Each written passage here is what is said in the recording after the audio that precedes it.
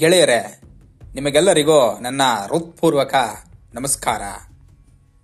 ನಮ್ಮ ಪೀಳಿಗೆಗೆ ಕಾಡುವ ಒಂದು ಕುತೂಹಲಕಾರಿ ವಿಷಯ ಅಂದರೆ ರಾಮ ಜನ್ಮಭೂಮಿ ಅಯೋಧ್ಯ.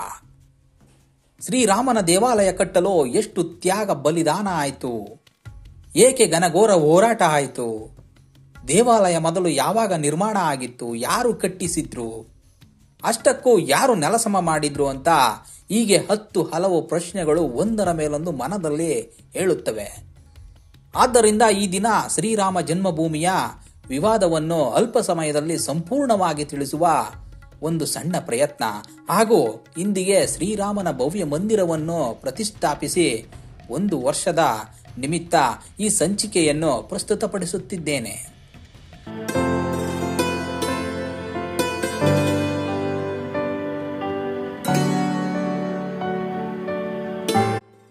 ಈಗ ಇದರ ಬಗ್ಗೆ ತಿಳಿಯೋಣ ಗೆಳೆಯರೆ. ರಾಮಾಯಣ ಕಾಲದ ಅಂತ್ಯದಲ್ಲಿ ಭಗವಾನ್ ರಾಮನು ಸಶರೀರವಾಗಿ ಸರಾಯು ನದಿಯಲ್ಲಿ ಇಳಿದು ತನ್ನ ಅವತಾರವನ್ನು ಸಮಾಪ್ತಿ ಮಾಡಿದ ನಂತರ ಅಯೋಧ್ಯ ನಗರವು ಕ್ಷೀಣಿಸಲು ಆರಂಭಿಸಿತು. ಇದನ್ನು ಕಂಡು ಮರುಗಿದ ರಾಮನ ಮಗ ಕುಶನು ಅಯೋಧ್ಯೆಯನ್ನು ಪುನರ್ನಿರ್ಮಿಸಿದನು. ಹೀಗೆ ಕಾಲ ಕಳೆದಂತೆ ತ್ರೇತಾಯುಗ ಅಂತ್ಯವಾಗಿ ದ್ವಾಪರ ಯುಗ ಆರಂಭವಾಗಿ ಮಹಾಭಾರತ ಯುದ್ಧದ ಸಮಯದಲ್ಲಿ ಸೂರ್ಯ ವಂಶದ ಕೊನೆಯ ರಾಜನಾದ ಬೃಹದ್ಬಲನು ಅಭಿಮನ್ಯುವಿನ ಕೈಯಲ್ಲಿ ಸಾವನ್ನಪ್ಪುತ್ತಾನೆ. ಇದರ ನಂತರವೂ ರಾಮ ಜನ್ಮಭೂಮಿಯ ಬಗ್ಗೆ ಜನರಲ್ಲಿ ಮಾನ್ಯತೆ ಇತ್ತು. ಆದರೆ ಅಯೋಧ್ಯ ನಗರವು ದಿನಗಳು ಕಳೆದಂತೆ ಮಾನ್ಯತೆಯನ್ನು ಕಳೆದುಕೊಳ್ಳುತ್ತಾ ಹೋಯಿತು ಹಾಗೂ ನಗರವು ಅರಣ್ಯದಿಂದ ಆವರಿಸಿತು. ಮತ್ತೆ ಕಲಿಯುಗ ಆರಂಭದಲ್ಲಿ ಇತಿಹಾಸದ ಪ್ರಕಾರ ಅಯೋಧ್ಯ ರಾಮನ ದೇವಾಲಯವನ್ನು ಉಜ್ಜಯಿನಿ ಮಹಾರಾಜ ವಿಕ್ರಮಾದಿತ್ಯನು ನಿರ್ಮಿಸಿದನೆಂದು ಹೇಳಲಾಗುತ್ತದೆ. ಈ ದೇವಾಲಯವನ್ನು ಕಟ್ಟಿಸಿದ ಹಿನ್ನೆಲೆಯಲ್ಲಿ ಒಂದು ಕತೆ ಪ್ರಚಲಿತದಲ್ಲಿದೆ ಸ್ನೇಹಿತರೆ. ಅದು ಏನೆಂದ್ರೆ, ವಿಕ್ರಮಾದಿತ್ಯನು ವಾಯು ವಿಹಾರಕ್ಕೆಂದು ಬಂದಾಗ ಸುತ್ತಾಟದಿಂದ ಸುಸ್ತಾಗಿ ಸರಾಯು ನದಿಯ ಬಳಿ ಇರುವ ಮರವೊಂದರ ಕೆಳಗೆ ವಿಶ್ರಾಂತಿಯನ್ನು ಪಡೆಯುತ್ತಾನೆ. ಆ ಸಂದರ್ಭದಲ್ಲಿ ವಿಕ್ರಮಾದಿತ್ಯನು ಅಯೋಧ್ಯೆಯನ್ನು ನೋಡುತ್ತಾನೆ. ಅಲ್ಲಿ ಕೇವಲ ಅರಣ್ಯ ಮಾತ್ರ ಕಾಣಿಸುತ್ತದೆ. ನಂತರ ವಿಕ್ರಮಾದಿತ್ಯನು ಸ್ಥಳದ ಬಗ್ಗೆ ಶೋಧವನ್ನು ನಡೆಸಿದಾಗ ಅದು ರಾಮ ಜನ್ಮಭೂಮಿ ಎಂಬುದನ್ನು ಋಷಿ ಮುನಿಗಳು ಸಂತರು ತಿಳಿಸುತ್ತಾರೆ. ಸ್ಥಳದ ಮಹಿಮೆಯನ್ನು ತಿಳಿದ ವಿಕ್ರಮಾದಿತ್ಯನು ಭವ್ಯವಾದ ರಾಮ ದೇವಾಲಯವನ್ನು, ಕೊಳವನ್ನು, ಅರಮನೆಯನ್ನು ಮತ್ತು ಬಾವಿಯನ್ನು ಸೇರಿದಂತೆ ಇನ್ನಿತರ ಅಭಿವೃದ್ಧಿ ಕಾರ್ಯಗಳನ್ನು ಮಾಡಿಸುತ್ತಾನೆ. ರಾಜ ವಿಕ್ರಮಾದಿತ್ಯನ ನಂತರ ಅನೇಕ ರಾಜರುಗಳು, ರಾಜ ಮನೆತನಗಳು ದೇವಾಲಯವನ್ನು ನೋಡಿಕೊಂಡು ಮತ್ತು ಈ ಸ್ಥಳದಲ್ಲಿ ಪೂಜಾ ಕಾರ್ಯಗಳನ್ನು ಕೂಡ ನೆರವೇರಿಸುತ್ತಾ ಬರುತ್ತಿರುತ್ತಾರೆ. ಹಾಗೂ ಐತಿಹಾಸಿಕವಾಗಿ ನೋಡುವುದಾದರೆ ಶುಂಗ ರಾಜವಂಶದ ಮೊದಲ ಆಡಳಿತಗಾರ ಪುಷ್ಯಮಿತ್ರನು ರಾಮ ಜನ್ಮಭೂಮಿಯಲ್ಲಿ ನಿರ್ಮಿಸಿದ ದೇವಾಲಯವನ್ನು ನವೀಕರಿಸಿದ ಎಂದು ತಿಳಿದು ಬರುತ್ತದೆ. ಕಾಳಿದಾಸನು ಕೂಡ ರಾಮ ದೇವಾಲಯದ ಕುರಿತು ಉಲ್ಲೇಖಿಸಿದ್ದಾನೆ. ಅಯೋಧ್ಯ ರಾಮ ಮಂದಿರವು ಸುಮಾರು 5ನೇ ಶತಮಾನದಲ್ಲಿ ಬೌದ್ಧ ಕೇಂದ್ರವಾಗಿ ಅಭಿವೃದ್ಧಿ ಹೊಂದಿತ್ತು ಎಂದು ಸಹ ಹೇಳುತ್ತಾರೆ. ಹೀಗೆ ದೇವಸ್ಥಾನವು ಶ್ರೀರಾಮನ ಶ್ರದ್ಧಾ ಭಕ್ತಿ ಕೇಂದ್ರವಾಗಿ ಇತ್ತು. ಆದರೆ 1526ರಲ್ಲಿ ಮೊಘಲ್ ಸಾಮ್ರಾಜ್ಯದ ಸ್ಥಾಪನೆ ಆದ ಮೇಲೆ ಧರ್ಮಾಂಧರಾದ ಕೆಲವು ಮುಸ್ಲಿಂ ರಾಜರುಗಳು ಹಿಂದೂ ದೇವಾಲಯಗಳ ನಾಶ ಮಾಡಲು ಆದೇಶ ಮಾಡುತ್ತಾರೆ. ಅದರಲ್ಲಿ ಅಯೋಧ್ಯ ಕೂಡ ಒಂದು. ಅದರ ಬಗ್ಗೆ ಇವಾಗ ನೋಡೋಣ ಬನ್ನಿ.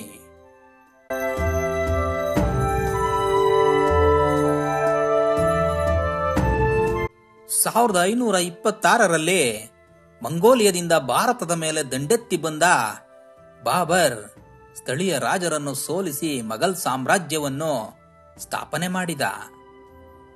ಬಾಬರ್ನ ಮುಖ್ಯ ಸೇನಾಧಿಪತಿ ಮೀರ್ ಬಾಕಿ ಮೊಘಲ್ ದೊರೆಗಳ ನೀತಿಯಂತೆ 1528ರಲ್ಲಿ ಅಯೋಧ್ಯೆಯ ರಾಮ ಮಂದಿರವನ್ನು ಧ್ವಂಸಗೊಳಿಸಿ ಮಸೀದಿ ನಿರ್ಮಿಸಿದ. ಮುಂದೆ ಅದು ಬಾಬರ್ ನಾಮದ ಅನ್ವರ್ಥವಾಗಿ ಬಾಬ್ರಿ ಮಸೀದಿ ಎಂದು ಪ್ರಸಿದ್ಧಿಗೆ ಬಂತು. ಹೀಗೆ ಕಾಲ ಕಳೆದಂತೆ 1751ರಲ್ಲಿ ಮರಾಠ ದೊರೆಗಳ ಪ್ರಾಬಲ್ಯ ಕಾಲದಲ್ಲಿ ಮಂದಿರವನ್ನು ಪುನರ್ ನಿರ್ಮಾಣ ಮಾಡಲು ಪ್ರಯತ್ನಗಳು ನಡೆಯುತ್ತವೆ. ಆದರೆ ಮೊಘಲ್ ದೊರೆಗಳ ಪ್ರಾಬಲ್ಯದ ಎದುರು ಸಾಧ್ಯವಾಗುವುದಿಲ್ಲ.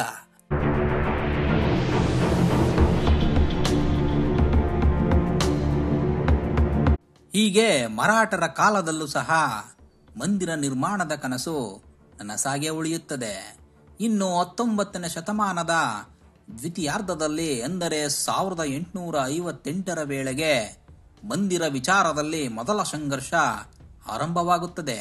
ಅದೇನೆಂದರೆ, ನಿಹಾಂಗ್ ಸಿಖ್ ಖಲ್ಸಾ ಎಂಬಾತ ಮಸೀದಿ ಮೇಲೇರಿ ಇದು ರಾಮನ ಜನ್ಮಭೂಮಿ, ಇಲ್ಲಿ ದೇಗುಲ ನಿರ್ಮಿಸಬೇಕು ಎಂದು ಪ್ರತಿಭಟಿಸುತ್ತಾನೆ.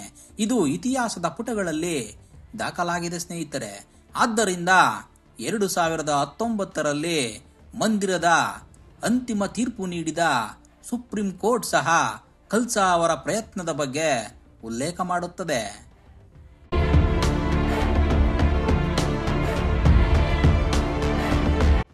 ಇದೇ ವೇಳೆ ನಿರ್ಮೋಹಿ ಅಖಾಡದ ರಘುಬರ್ ದಾಸ್ ಎಂಬ ಸಂತ ರಾಮ ಜನ್ಮ ವಿಚಾರವಾಗಿ ಪ್ರಪ್ರಥಮ ಬಾರಿಗೆ ಕೋರ್ಟ್ ಮೆಟ್ಟಲೇರುತ್ತಾರೆ.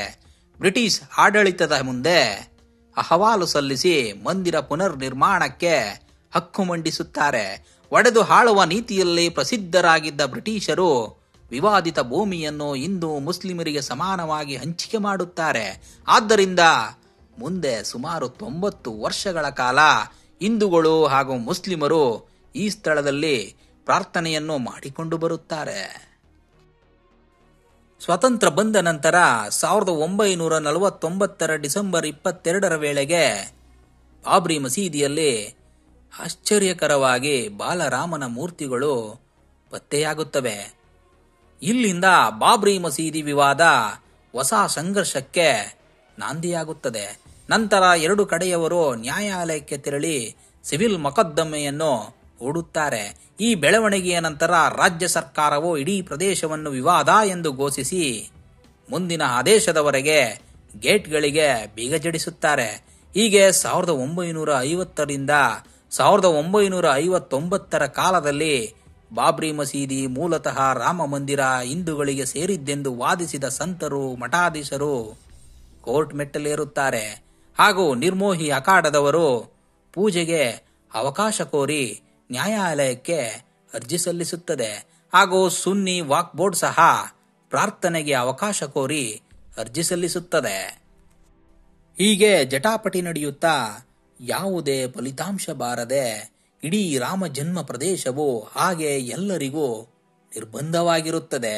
ಆದರೆ 1986ರ ವೇಳೆಗೆ ಬಾಬ್ರಿ ಮಸೀದಿ ರಾಮ ಜನ್ಮಭೂಮಿ ಹೋರಾಟ ತೀವ್ರ ಸ್ವರೂಪ ಪಡೆಯುತ್ತದೆ. ಆದ್ದರಿಂದ ಅಂದಿನ ಪ್ರಧಾನಿ ರಾಜೀವ್ ಗಾಂಧಿಯವರು ವಿವಾದಿತ ಮಸೀದಿಯ ಬಾಗಿಲು ತೆರೆದು ಹಿಂದೂಗಳಿಗೆ ಪೂಜೆ ಸಲ್ಲಿಸಲು ಅವಕಾಶ ಮಾಡಿಕೊಡುತ್ತಾರೆ. ರಾಜೀವ್ ಗಾಂಧಿಯ ಈ ನಿರ್ಧಾರ ಹಿಂದೂ ಮುಸ್ಲಿಂ ಸಮುದಾಯದ ನಡುವೆ ಮತ್ತಷ್ಟು ಸಂಘರ್ಷಕ್ಕೆ ನಾಂದಿಯಾಡುತ್ತದೆ.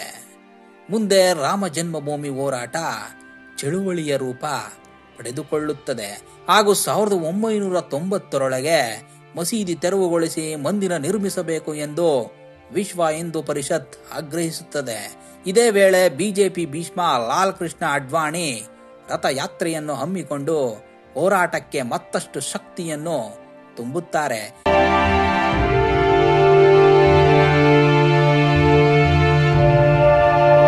ಹಾಗೂ 1990ರಲ್ಲಿ ಮೊದಲ ಬಾರಿಗೆ ಮಸೀದಿಯನ್ನು ಧ್ವಂಸಗೊಳಿಸುವ ಪ್ರಯತ್ನ ನಡೆಯುತ್ತದೆ.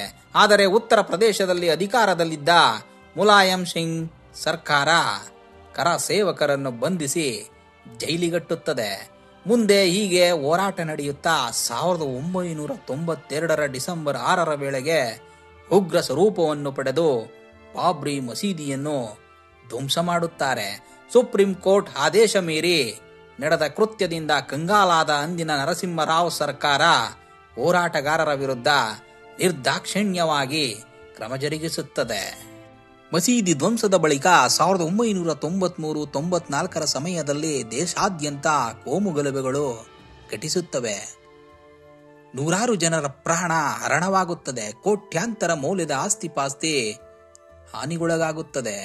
ಪಿ.ವಿ. ನರಸಿಂಹರಾವ್ ಸರ್ಕಾರ ವಿವಾದಿತ ಭೂಮಿಯನ್ನು ಸ್ವಾಧೀನಕ್ಕೆ ತೆಗೆದುಕೊಳ್ಳುತ್ತದೆ.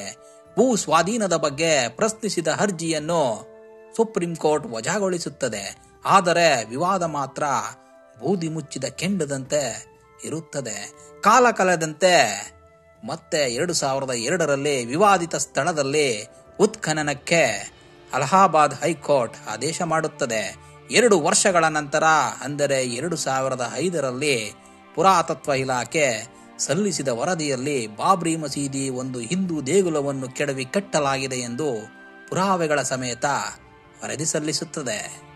ಹೀಗೆ ಸುದೀರ್ಘವಾಗಿ ನಡೆದ ವಾದ ಪ್ರತಿವಾದಗಳ ನಂತರ 2010ರಲ್ಲಿ ವಿವಾದಿತ ಭೂಮಿಯನ್ನು ನಿರ್ಮೋಹಿ ಅಖಾಡ ಹಾಗೂ ಸುನ್ನಿ ವಕ್ಫ್ ಬೋರ್ಡ್ಗೆ ಸಮಾನವಾಗಿ ಹಂಚಿಕೆ ಮಾಡಿದ ಅಲಹಾಬಾದ್ ಹೈಕೋರ್ಟ್ ವಿವಾದವನ್ನು ಇತ್ಯರ್ಥಪಡಿಸಲು ಯತ್ನಿಸುತ್ತದೆ.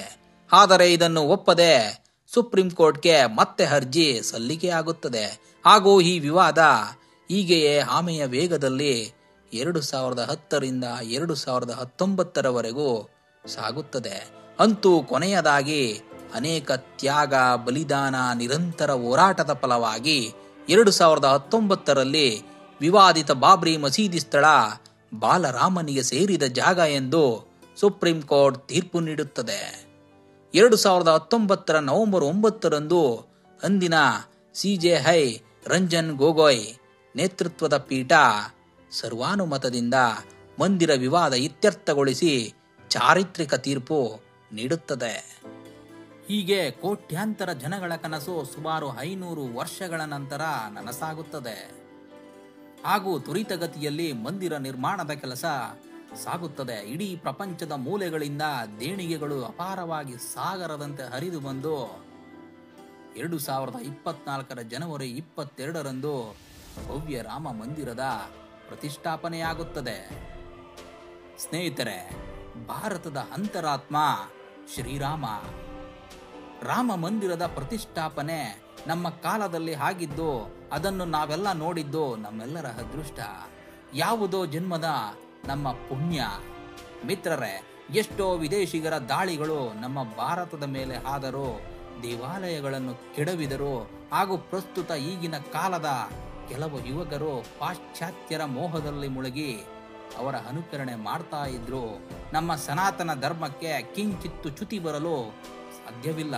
ಏಕೆಂದರೆ ಕಾಲ ಕಾಲಕ್ಕೆ ಮಹಾಪುರುಷರು ಬಂದು ಸತ್ಯಪಥದ ಬೆಳಕು ಚೆಲ್ಲುತ್ತಾರೆ. ಇದು ಸತಸಿದ್ಧ. ಹಾಗೂ ನಮ್ಮ ಭಾರತದ ಆತ್ಮ ಧರ್ಮ ಆಧ್ಯಾತ್ಮವಾಗಿದೆ. ಇಲ್ಲಿ ಪರಮಾತ್ಮನನ್ನು ದೇವಾಲಯದಲ್ಲಿ ಪೂಜಿಸುವ ಹಾಗೆ ಎಲ್ಲರೂ ಉಸಿರಿನಲ್ಲಿ, ಹೃದಯದಲ್ಲಿ, ಮನದಲ್ಲಿ ಇಟ್ಟು ಪೂಜಿಸುತ್ತಾರೆ. ಆದ್ದರಿಂದ ದೇವಾಲಯಗಳನ್ನು ಕೆಡವಿದರೂ ಹೃದಯದಲ್ಲಿ ಇರುವ ಭಕ್ತಿಯನ್ನು ಕೆಡವಲು ಸಾಧ್ಯವಿಲ್ಲ. ಇದಕ್ಕೆ ಸಾಕ್ಷಿ ಎಂಬಂತೆ 500 ವರ್ಷಗಳ ಸಂಕಲ್ಪ ಶಕ್ತಿ, ಭಕ್ತಿ ಇಂದು ರಾಮ ಮಂದಿರದ ಪ್ರತಿಷ್ಠಾಪನೆಯಾಗಿದೆ. ಇಂದಿಗೆ ಈ ಸಂಚಿಕೆ ಮುಕ್ತಾಯವಾಯಿತು ಸ್ನೇಹಿತರೆ. ನಿಮಗೆಲ್ಲರಿಗೂ ನಮಸ್ಕಾರ.